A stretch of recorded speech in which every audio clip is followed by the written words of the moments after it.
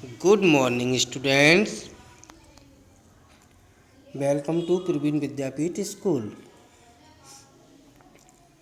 Now we are going to start explanation of chapter 3rd of class 8th. देखिएगा, मैं आपको computer subject में है ना चैप्टर 3rd क्लास 8th का चैप्टर 3rd पढ़ाने जा रहा हूँ, जिसका नेम है लेट्स लर्न एक्सेस 2010। ज़रा मैं पेज सेट कर लूँ। यस दिस वन, यहाँ से हम स्टार्ट करेंगे। तो चलिए पहले हम जानेंगे कि एक्सेस होता क्या है। What is access? ACCESS है ना एक्सेस। What is access? तो कहने का मतलब ये है, देखो जब हम अपना कंप्यूटर ऑन करते हैं तो जैसे हम चलाना चाहते हैं MS वर्ड, मेरी बात ध्यान से समझना बेटा। जैसे हम चलाना चाहते हैं MS word means Microsoft word या माइक्रोसॉफ्ट एक्सेल चलाना चाहते हैं, तो देखो ओपन करने के या तो ये तरीका है कि उसका शॉर्टकट डेस्कटॉप पे हो या उसका शॉर्टकट टास्क बार में लगा लिया हो हमने, तो वहाँ से भी स्टार्ट कर सकते हैं। नहीं तो तरीका क्या है स्टार्ट करने का? हम पहले स्टार्ट बटन पे जाएंगे, जो टास्क बार के बिल्कुल लेफ्ट में जो सर्कल ये बटन दिया होता है इसे हम बोलते हैं स्टार्ट बटन। इस पर हम क्लिक करेंगे, एक लिस्ट इस तरीके की ओपन होके आती है। उसमें सबसे नीचे होता है सर्च, उससे ऊपर होता है ऑल प्रोग्राम। क्या होता है? All programme. उस पर क्लिक करेंगे तो एक लिस्ट फिर से आ जाती है। कहने का मतलब है फिर से जो लिस्ट आएगी उसमें एक ऑप्शन गिवन होगा माइक्रोसॉफ्ट ऑफिस। क्या गिवन होगा? Microsoft office. तो उस ऑफिस के अंदर आप लोग देखते हो MS Word, MS Excel, MS PowerPoint, MS Access, जो मैंने ये लिखा था एक्सेस ACCESS, उसी में गिवन होता है। ठीक है बेटा। अब इसका वर्क क्या होता है? MS एक्सेस एक सॉफ्टवेयर है, वो भी एप्लीकेशन सॉफ्टवेयर। हम कोई डाटाबेस है ना, हम कोई डेटाबेस अगर क्रिएट करना चाहते हैं, सेव करके रखना चाहते हैं, तो हम इसका यूज़ करते हैं। मान लीजिए कोई भी इंफॉर्मेशन अगर हमारे पास है, कोई भी डेटाबेस हम क्रिएट करना चाहते, डेटाबेस का मतलब आप लोग समझते हो? डेटाबेस का मतलब एक तरीके से यहाँ पर हो गया कोई भी रिकॉर्ड। जैसे मान लीजिए आप स्टूडेंट हैं, है ना, जैसे मैं एक स्टूडेंट का रिकॉर्ड रखना चाहता हूँ, तो मीन्स स्टूडेंट का नेम क्या है, मदर्स नेम, फादर्स नेम, है ना, occupation of father, date of birth, है ना, आपका एक फ़ोटो हो गया, address, contact number, email ID, है ना। तो कहने का मतलब जितना भी रिकॉर्ड है ना, डेटाबेस अलग अलग टाइप के होते हैं, है ना। आप किस पर्पज़ से रिकॉर्ड बनाना चाह रहे हो वो एक अलग बात है, लेकिन कोई सा भी रिकॉर्ड जैसा भी आप चाहते हो वो आप अपने से देख लें। लेकिन कोई सा भी डेटाबेस अगर हमें क्रिएट करना है तो देखो डेटाबेस की हेडिंग एंड डेटाबेस का टाइटल वो हमें अपने से रखना है। क्यों? अब जैसे हमें स्टूडेंट का रिकॉर्ड रखना है तो इतनी चीज़ें मैं हेडिंग अपने से जनरेट करूँगा, अपने से क्रिएट करूँगा और बनाऊँगा। मान लो इतना करने के बाद हमें और लगा कि नहीं नहीं एक एंट्री इसमें और होनी चाहिए, बाई मिस्टेक हमसे छूट गई, तो वो एंट्री भी हम क्रिएट करेंगे। और एक इसका सेटअप, एक परफॉर्मा है ना, एक इसका ढांचा फॉर्मेट बना के हम रख लेंगे। और कोई भी स्टूडेंट आता है तो मुझे बस उसे फिल करना होता है। तो कहने का मतलब इस तरीके से डेटाबेस क्रिएट होता चला जाता है और इसे हम सेव कर लेते हैं। तो यही होता है डेटाबेस, किसी भी जानकारी को सेव करके सुरक्षित रखना। ओके बेटा, तो चलिए हम स्टार्ट करते हैं यहाँ से। A computer is an electronic machine that input data processed it give result. इसमें हमें बताया गया है कंप्यूटर एक विद्युतीय मशीन है, मीन्स कंप्यूटर एक बिजली से चलने वाली मशीन है। दैट्स इनपुट डेटा, इसमें हम क्या करते हैं? डेटा को इनपुट करते हैं। अच्छा, डेटा को जब हम इनपुट कर देते हैं, जैसे हमने इनपुट किया with the help of keyboard 2+3, क्या किया? 2+3। ओहो सॉरी बेटा, ज़रा मैं ये सेट कर दूँ। यस यस यस, जैसे हमने इनपुट किया 2+3, ये तो हमारा इनपुट हो गया।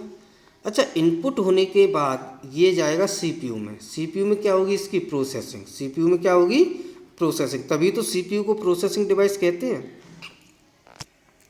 तो ये देखो दिया है प्रोसेस, तो ये प्रोसेसिंग कहाँ पर होगी सीपीयू में। एंड गिव्स रिजल्ट, प्रोसेसिंग होने के बाद जो हमें रिजल्ट मिलता है उसे हम आउटपुट कहते हैं।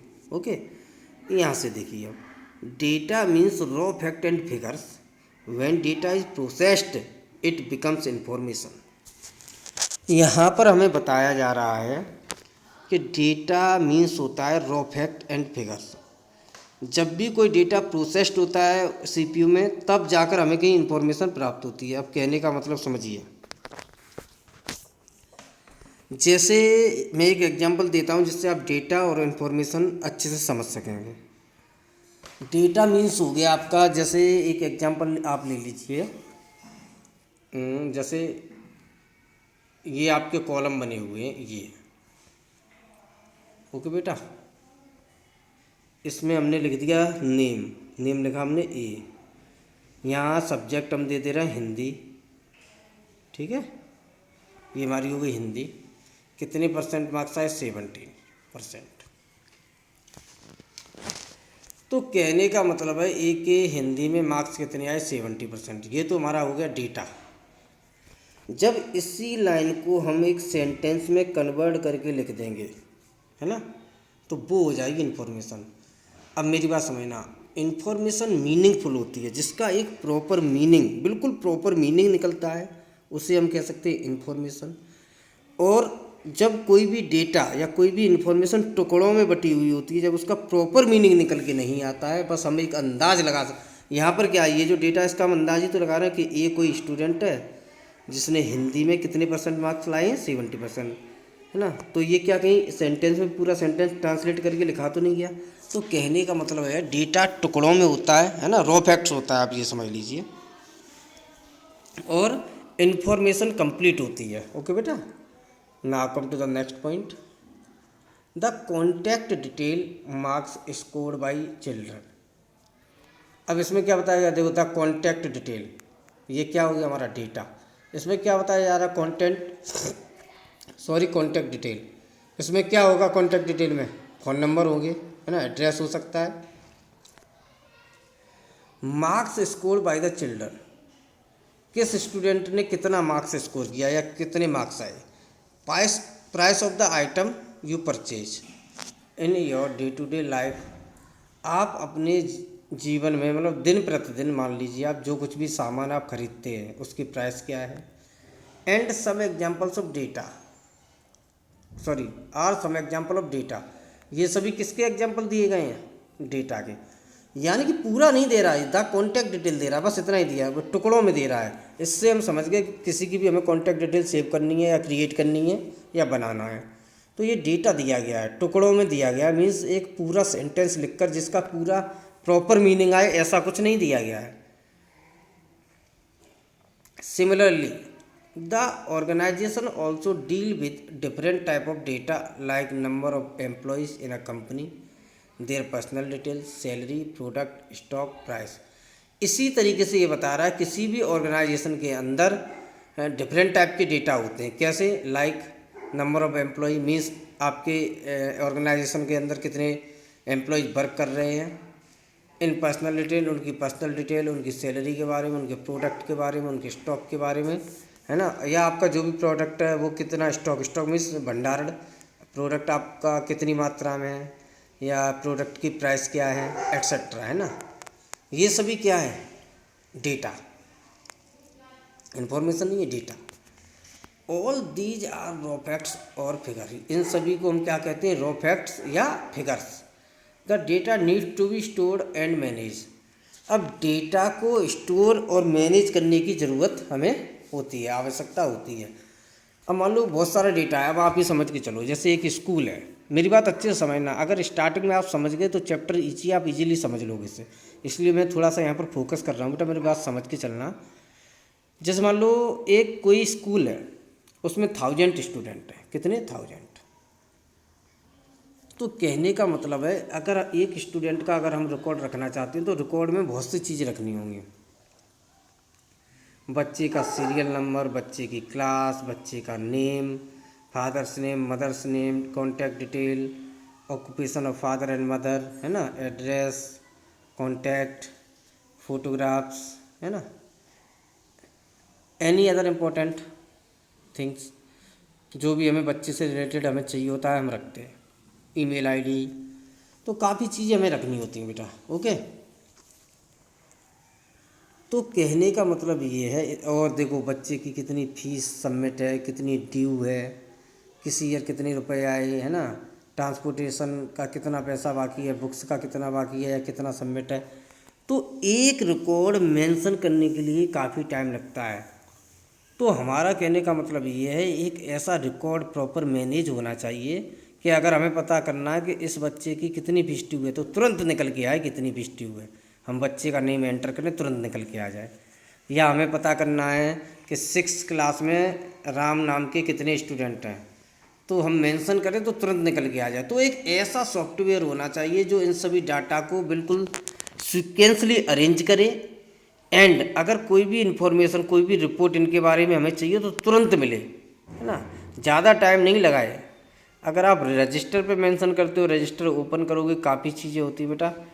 तो ये जो एक्सेस सॉफ्टवेयर है वो एक डेटाबेस क्रिएट करने वाला सॉफ्टवेयर है, बहुत ही अच्छी फैसिलिटी इसके अंदर दी गई हैं, वो मैं आपको आगे बताऊंगा। ओके, ना come to the next point.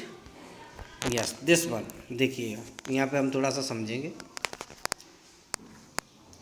Yes, ये देखिए डेटाबेस, व्हाट इज़ डेटाबेस, ये मैंने अभी आपको थोड़ी देर पहले एक्सप्लेन कर ही दिया कि व्हाट इज़ डेटाबेस, डेटाबेस होता क्या है। चलिए यहाँ पे हम जानेंगे फिर भी डेटाबेस क्या होता है। What is database? Database is an organized collection of related data value in such a way that they can be used to generate useful information which is necessary for the decision making process। इसमें बताया गया database एक ऐसा collection है, व्यवस्थित ऐसा collection है जिसमें हम डेटा को कलेक्ट करके रख सकते हैं, है ना, और इससे हम एक इन्फॉर्मेशन में चेंज कर सकते हैं डेटा को। मतलब आपको आपका जो डेटा टुकड़ों में था उसे हमने अपने डेटाबेस सॉफ्टवेयर के अंदर ले गए, उसे हमने टाइप किया, उसे हमने सेव किया। सेव करने के बाद कोई भी इन्फॉर्मेशन अगर आप उस बच्चे के बारे में चाहते हो तो मैं तुरंत दे सकता हूँ। It is easy to maintain small database manually but large database. इसमें बताया जा रहा है it is easy to maintain. ये तो बहुत ईजी है कि अगर छोटा सा डेटाबेस कोई बनाना चाहते हो तो आप मैनुअली बना सकते हो, कोई ज़रूरत नहीं है आपसे, आपको सॉफ्टवेयर की नीड नहीं है, आप मैनुअली बना सकते हो, बोर्ड पे टाइप कर सकते हो या कुछ भी कर सकते हो, कहीं लिख के रख सकते हो। लेकिन अगर डेटाबेस लार्ज है तो ये एक तरीके से बहुत टफ पड़ता है, इतना सब रिकॉर्ड रखना, है ना, हमारे बस की बात नहीं होती है, तो हमें कंप्यूटर का सहारा लेना पड़ता है। तो कोई ना कोई ऐसा हमें डेटाबेस क्रिएट करने वाला सॉफ्टवेयर चाहिए ही होता है। Like the information related to the functioning of various department in an organization. इसमें बताया गया है अलग अलग डिपार्टमेंट के लिए अलग अलग तरीके का हमें डेटाबेस बनाना होता है। It not easy to store and process manually. ये इतना ईजी नहीं होता है और ना ही इतनी जल्दी हम इसे सेव कर सकते हैं, और मैनुअली तो बिल्कुल नहीं। मैनुअली का मतलब होता है सब कुछ अपने से करना, ठीक है, तो मैनुअली नहीं कर पाएंगे, इस पर हमें सॉफ्टवेयर की नीड चाहिए। An electronic database store in the computer stores data effectively and help to the manipulate और retrieve it very quickly and accurately. इसमें बताया जा रहा है कि डेटाबेस को अगर हम इलेक्ट्रॉनिक डेटाबेस सॉफ्टवेयर में सेव करते हैं, उसके बाद अगर हमें कोई भी जानकारी चाहिए होती है तो ये बहुत ही इफेक्टिवली होता है, तुरंत हमें मिल जाती है, और इसमें कोई भी एडिटिंग हम तुरंत कर सकते हैं। और अगर कोई भी जानकारी अगर हमें उस स्टूडेंट के बारे में चाहिए, class, fees, record, contact number, anything, कुछ भी चाहिए हो तो हमें बहुत जल्दी प्राप्त होता है और बिल्कुल सही। इसमें गलती होने के चांस नहीं है। गलती होने के चांस वही हैं जो आप टाइप करके सेव कर रहे हो। अगर आपसे ही बाई मिस्टेक गलत टाइपिंग हो गई तो मिस्टेक हो सकती है, अदरवाइज अगर आपकी टाइपिंग सही है तो सॉफ्टवेयर के द्वारा कोई गलती नहीं होगी। Next, the data is a database, the data in a database stored in the form of table.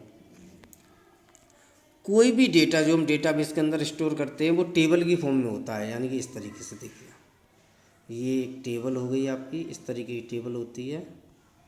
ये जो वर्टिकल होते हैं ना, वर्टिकल, ये इन्हें हम कहते हैं कॉलम या एट्रीब्यूट्स या फील्ड। और ये जो होते हैं इन्हें हम बोलते हैं रो। क्या बोलते हैं? रो।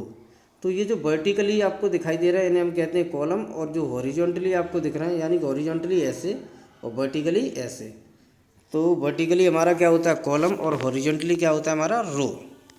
ओके बेटा। और वही इसमें बताया गया है, the data in database stored in the form of table. कोई भी डेटा हम इस डेटाबेस के अंदर स्टोर करते हैं तो वो टेबल की फॉर्म में स्टोर होता है, consisting of related row and column, है ना। तो टेबल किससे बनी हुई होती है? हमारी रो एंड कॉलम से। चलिए इसके बारे में हम नीचे थोड़ा डिटेल में जानते हैं। ओके बेटा। अब यहाँ पर हम देखेंगे डेटाबेस मैनेजमेंट सॉफ्टवेयर, इसे हम शॉर्ट में कहते हैं DBMS। इसकी फुल फॉर्म क्या होती है? Database management software. ओके बेटा। अब इसमें हम क्या देखते हैं? A computer based application use to create, store and manipulate a database is called DBMS। इसमें बताया गया है कि हम अगर a computer based application use to create, store and manipulate a database, कि कोई भी जो डेटाबेस हमने क्रिएट किया है उसमें हम जैसे क्रिएट करना या स्टोर करना, मैनिपुलेट यानी कि उसे मॉडिफाई करना, क्या कहलाता है? Database management system. मीन्स हमने जो डेटाबेस एक्सेस में, मान लो एक डेटाबेस, किसी भी एक स्टूडेंट का डेटाबेस सेव कर लिया, तो अब उस डेटाबेस के अंदर किसी भी तरीके का मैनेजमेंट करना है, जैसे नई डेट ऑफ बर्थ गलत हो गई तो डेट ऑफ बर्थ चेंज करना, कोई भी एडिटिंग, कोई भी मॉडिफिकेशन अगर हम करना चाहते हैं, कोई भी चेंज करना चाहते हैं उसके अंदर, या फिर से मैनेज करना चाहते हैं, मान लो उसका एड्रेस चेंज हो गया दूसरा लगाना चाहते हैं, या कोई अदर एट्रीब्यूट्स या फील्ड, मीन्स कोई भी अदर टाइटल या हेडिंग हम बढ़ाना चाहते हैं तो वो भी बढ़ा सकते हैं। कुल मिलाकर इसे मेन कहा जाएगा एडिटिंग पर्पज़ से। उसका मैनेजमेंट आप किस तरीके से करना चाहते हैं उसके लिए क्या यूज़ होता है? हमारा database management system. It helps in quick retrieval और processed information from large complicated database. इसमें हमें बताया गया है कि हम जो लार्ज कॉम्प्लिकेटेड डेटाबेस होता है ना, काफ़ी कॉम्प्लेक्स होता है जो डेटाबेस, उससे हम काफ़ी इजीली अपनी इन्फॉर्मेशन को वापस ले सकते हैं। वापस लेने का मतलब यहाँ पे ये है, जैसे एक लार्ज डेटाबेस है, काफ़ी बड़ा है, और आपको उसमें से कुछ ही पॉइंट्स जानने हैं, तो बहुत जल्दी विद इन अ सेकेंड ये आउटपुट देता है और आप उसको प्रिंट कर सकते हैं। Okay, now come to the next point. Yes, this one. Okay, देखिए इसमें हमें बताया गया है some advantage of database management software. यहाँ पर क्या बताया गया? Advantage of database software means जो हम database management software means access, क्या बताया था हमने? एक्सेस, इसका जो हम यूज कर रहे हैं उसके क्या क्या एडवांटेज हैं, क्या फ़ायदे हैं, क्या लाभ हैं। तो देखो, database management software is easy to learn and use. तो डाटाबेस सॉफ्टवेयर को हम बहुत ही इजीली सीख सकते हैं और उसे प्रयोग में ला सकते हैं। Second, database management software reduce data redundancy. Data redundancy means duplication of data. इसमें बताया जा रहा है data management software data redundancy को कम करता है। डेटा रिडंडेंसी का मतलब आप समझ रहे हैं? कहीं पर डुप्लीकेशन ऑफ डेटा मीन्स आपने देखा होगा कभी कभी क्या होता है, जब हम मैनुअली लिखते हैं तो एक चीज़ को दो बार लिख देते हैं। किसी भी चीज़ का अगर डुप्लीकेट बना हुआ है, किसी भी चीज़ को अगर हमने दो बार तीन बार लिख दिया है तो ये उसे कम कर देता है, ये ऑटोमेटिकली उस चीज़ को अपने आप हटा देगा। अगर सेम फील्ड या सेम एट्रीब्यूट्स इसको मिलते हैं तो ये ऑटोमेटिकली हटा देगा, बस वन टाइम रहने देगा, बाकी का जितना भी इसका डुप्लीकेशन ऑफ फाइल है सबको हटा देगा। नेक्स्ट आप देखिएगा। यस, नेक्स्ट है database management software provides easy retrieval of data. ये सॉफ्टवेयर हमें ये सुविधा देता है कि कोई भी डेटा को हम फिर से ले सकते हैं। मीन्स अगर लार्ज अमाउंट ऑफ डेटाबेस है तो हम उसमें जो भी चीज़ चाहते हैं तो वो हमें तुरंत मिल जाती है। Next, database management software enable easy sharing of data. इस सॉफ्टवेयर की सहायता से हम कोई भी डेटा को शेयर कर सकते हैं। जैसे मान लीजिए किसी भी स्टूडेंट का रिकॉर्ड है या किसी एक क्लास का रिकॉर्ड है या मोर देन 2 स्टूडेंट का रिकॉर्ड है, अगर हम ये किसी के साथ शेयर करना चाहते हैं, किसी को भेजना चाहते हैं, तो यहाँ से ये सुविधा होती है, ये फैसिलिटी होती है कि हम आसानी से शेयर कर सकें। Next point, database management software reduce data inconsistency. It means when one file is updated the same data in another file is also updated by DBMS to keep data consistent in both the tables। इसमें ये बताया गया है, देखो inconsistency, इसका मतलब ये है कि हम कोई एक फाइल अपडेट करते हैं, मान लीजिए किसी एक फाइल को या किसी एक रिकॉर्ड को या किसी एक एट्रीब्यूट को, कहीं पर भी अगर आपने मॉडिफिकेशन किया और अगर सेम फाइल इसी तरीके की अगर आप कहीं पर सेव करके बैठे हैं तो उसमें भी अपने आप मॉडिफिकेशन हो जाएगा। जैसे मान लो 2 सेम फाइल है, आपने इसमें यहाँ पर नेम चेंज किया तो दूसरी फाइल में अपने आप नेम चेंज हो जाएगा। ओके बेटा, तो इसमें ये दिया गया है कि अगर हम एक फाइल अपडेट करते हैं, अगर सेम डेटा इसी तरीके का आप, जैसे मान लो 2 भाई हैं, राम और श्याम, दोनों रियल ब्रदर है, तो आपने राम के फादर का नेम गलती से गलत टाइप कर लिया, तो आप राम के में अगर चेंज करेंगे तो श्याम के में ऑटोमेटिकली चेंज हो जाएगा। कहने का मतलब ये है कि अगर एक दूसरे से कोई भी लिंक ये सॉफ्टवेयर देख लेता है कि मैच हो रहा है, तो अगर आप एक जगह चेंज करते हो तो दूसरी जगह ऑटोमेटिकली चेंज हो जाएगा। नेक्स्ट पॉइंट है हमारा, database management software provide data security. इसमें डेटा सिक्योरिटी फुल होती है, इसमें ऐसा कुछ नहीं है कि कोई आपका डेटा ले जा सके, इसमें आप लॉक भी लगा सकते हैं। It enables that the database is to be accessed with the proper permission and through proper channel। इसमें बताया गया है, इसमें यह निश्चित होता है ये कि आप प्रॉपर परमिशन होगी आपके पास तभी आप इसे एक्सेस कर सकते हैं, अदरवाइज नहीं। और जिस मीडियम पर चाहें उस मीडियम पर ही हमें मिल सकता है। कहने का मतलब ये है, अगर आप एब्सेंस हैं, आप चाहते हो कि दूसरा इसे यूज़ करे, तो अगर आपने उस पर पासवर्ड लगाया हुआ है तो आप उसे पासवर्ड बता देंगे तो वो यूज कर सकता है इसे, अदरवाइज ये ओपन ही नहीं होगा। Some of the popular management database management system software are Access Apache, open office, base, Oracle, Microsoft SQL Server, MySQL और डेटाबेस। इसमें ये बताया गया है डेटाबेस सॉफ्टवेयर कौन कौन से होते हैं। यहाँ पर देखो सब बताया गया है, access, Apache, open office, base, Oracle, ये सभी क्या है, डेटाबेस सॉफ्टवेयर के नेम है। ओके बेटा, now come to the next point, access 2010। ये मैं आपको नेक्स्ट वीडियो में बताऊंगा, तब तक आप ये वीडियो देखे रहिए। अगर कोई भी डाउट, कोई भी क्वेरी होती है तो आप मुझसे कंसल्ट कर लें। वैसे आपको कोई क्वेरी डाउट मिलेगा नहीं, अगर फिर भी आपको लगता है तो वीडियो को 1-2 बार प्ले करके देख लें। फिर भी अगर आपका डाउट क्लियर ना हो तो प्लीज़ मुझसे कंसल्ट कर लें। तो इसके आगे मैं नेक्स्ट वीडियो में बताऊँगा, तब तक ये वीडियो आप देख रहिए। तो मिलते हैं नेक्स्ट वीडियो में, तब तक के लिए थैंक यू वेरी मच।